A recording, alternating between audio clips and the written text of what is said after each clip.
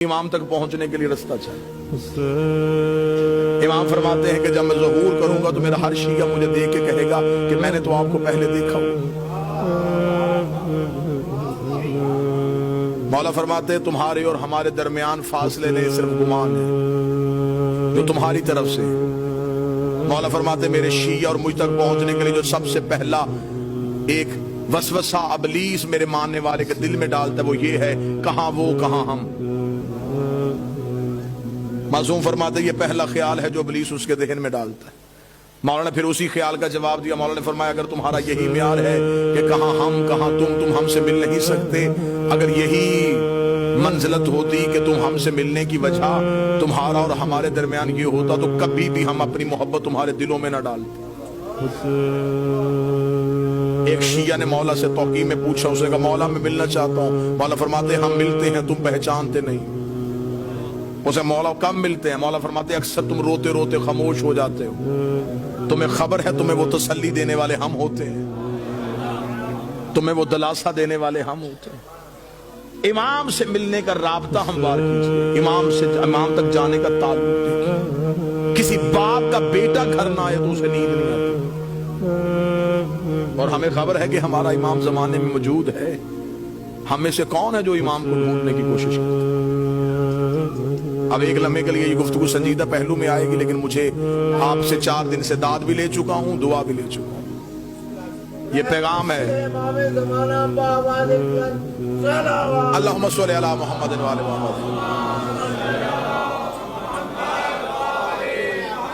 میں نے گھر کی مجلس میں بھی یہ گزارش کی تھی کہ کہیں ہمارا یہ امام کو بلانا کہیں یہ کوفے والا خط تو نہیں؟ خطوط تو کوفیوں نے بھی لکھے تھے امام کو بلانے کے۔ ہمیں امام سے صرف امام کا انتظار نہیں کرنا، امام کے رستے کو ہموار بھی کرنا۔ توجہ آپ صاحبان فرمائیں گے سر۔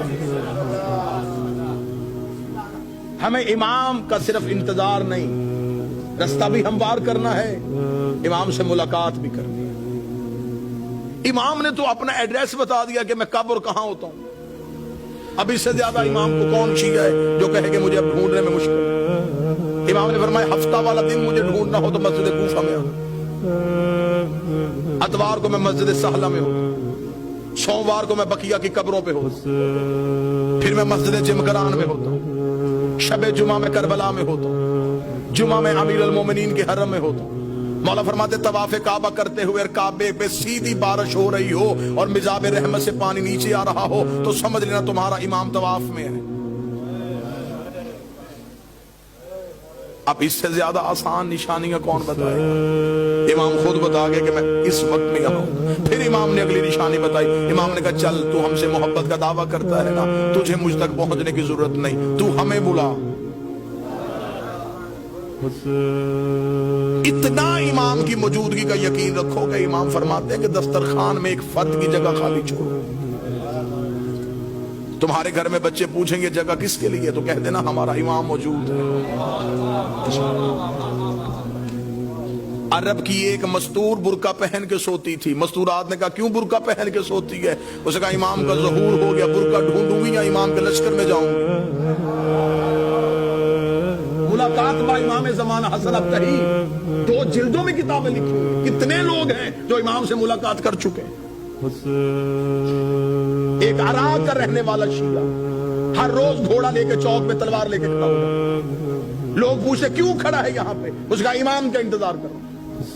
لوگوں نے اسے پاگل تصور کرنا شروع کر۔ ایک دن کسی نے مذاق میں کہا تو یہاں کھڑا ہے، امام تو وہاں آ چکے ہیں۔ اس نے اپنے گھوڑے کا رخ موڑا، دوڑا اور پھر کبھی بھی واپس نہ آیا۔ یقیناً وہ امام کے لشکر میں شامل۔ امام تو ہمارے اتنا۔ ایک شخص نے ایک عارف سے آ کے شاگرد نے کہا کہ میں مولا سے ملنا چاہتا ہوں، مجھے کوئی عمل بتائیے جو میں کروں اور امام سے ملاقات۔ موضوع پسند ہے سر؟ یا علی مشکل، مجھے کوئی عمل بتائیے میں مولا سے مل سکوں۔ انہوں نے کہا عمل یہ ہے کہ رات کو تیز نمک والا کھانا کھا کر سونا۔ اس نے کہا کیوں؟ فرمایا بس تیز نمک والا کھانا کھا کے سو گیا، صبح آیا میں سو گیا تھا رات، لیکن زیارت نہیں ہوئی. اسے کہا خواب میں کیا دیکھتا رہا؟ اسے کہا پانی، اس لیے کہ میرے دل میں پانی کی طلب تھی. اسے کہا جتنی طلب تیرے دل میں پانی کی تھی اتنی امام کی کر، ملاقات ہو جائے. شدت پیدا کر امام سے ملنے کی، خواہش پیدا کر امام سے. ایک شخص کو خبر ہوئی کہ کربلا میں مولا امام حسین کے حرم میں جو 40 روز زیارت عاشورہ پڑھے امام اس سے مل لیتے. اور یہ آج بھی ہے، منقول ہے روایات میں کہ حرم امام حسین میں زیارت عاشورہ کا 40 روز کا عمل کیا جائے تو امام مل لیتے. وہ 40 روز زیارت عاشورہ کا عمل کرنے کے لیے چلا گیا. جیسے جیسے دن گزرتے گئے ذہن میں اعتماد ختم ہوتا رہا کہ نہیں، ملاقات نہیں ہو سکتی، میں اس قابل نہیں ہوں، میں گنہگار ہوں، وہ مجھ سے نہیں ملیں گے. بس یہ اعتماد کم ہوتا گیا. دن قریب آنے شروع ہو گئے. ذہن میں آیا گھر واپس چلا جاؤں، بچے اکیلے ہوں گے، کاروبار تباہ ہو رہا ہوگا. گھوڑے پہ بیٹھا اور حدود حرم سے نکلا. جب وہ کربلا سے نکل رہا تو گھوڑا سوار اس کے ساتھ چلا. گھوڑا سوار کی آواز آئی کہاں جا رہا ہے؟ کہنے لگا کوفہ. کس رستے سے جائے گا، خشکی کے یا فرات کے؟ کہنے لگا خشکی کے رستے. گھوڑا سوار کی آواز ہے پھر کوفہ میں ایک میرا کام کرے گا، ایک امانت ہے، وہ کوفہ میں ایک شخص کو دے دینا. کہنے لگا کیا امانت ہے؟ اس نے کہا کوفہ میں ایک ریان نامی شخص رہتا ہے، اسے یہ 40 دینار دے دینا. جب تو اس کے دروازے پہ جائے گا، دستک دے گا، صبح کا وقت ہوگا، وہ دروازہ کھولے گا، اس کے بازوؤں پہ خون کے چھینٹے ہوں گے. پریشان نہ ہونا، وہ قصاب ہے، صبح صبح جانور ذبح کرتا ہے. ذہن میں پھر نہ آیا کہ جو پہنچنے سے پہلے وجہ بتا رہا ہے.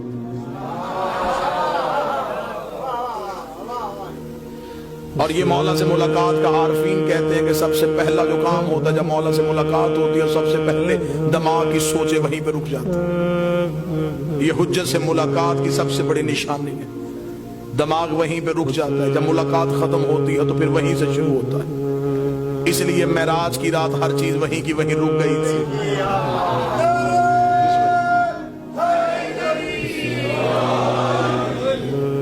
اب جب گھوڑا سوار واپس پلٹا تو اس نے آواز دے کے کہا، اس نے کہا اگر وہ پوچھے یہ کس نے دیے ہیں تو اپنا نام تو بتائیے.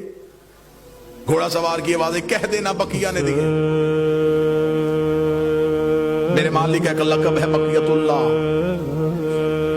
چلا گیا، جا کے کوفہ میں صبح پہنچا. اسی قصاب کے دروازے پہ دستک دی، اندر سے وہی شخص نکلا، بازوؤں پہ خون کے چھینٹے. دیکھیں گا مجھے خبر ہے تو صبح صبح جانور ذبح کر رہا ہے. کہاں سے آیا؟ کہنے لگا کربلا سے آیا ہوں. تو میرے دروازے پہ کیوں آیا ہے؟ میرے پاس تیری ایک امانت ہے، یہ 40 دینار کسی نے کربلا سے دیے، اسے کر ریان کو دے دینا. آنکھیں کھلی کی کھلی رکھ، رک یہیں پہ. اندر گیا، لباس تبدیل کیا، وضو کر کے باہر آیا. کہنے لگا زحمت ہوئی تجھے میرے دروازے پہ، میں معذرت چاہتا ہوں، تجھے اپنے دروازے پہ روک کے رکھا، میں لباس تبدیل کر چکا ہوں، وضو کر چکا ہوں. تھوڑی دیر کے لیے گھوڑے سے اتر، مجھے وہ آنکھیں چومنے دے جس سے تو نے مولا کو دیکھا ہے.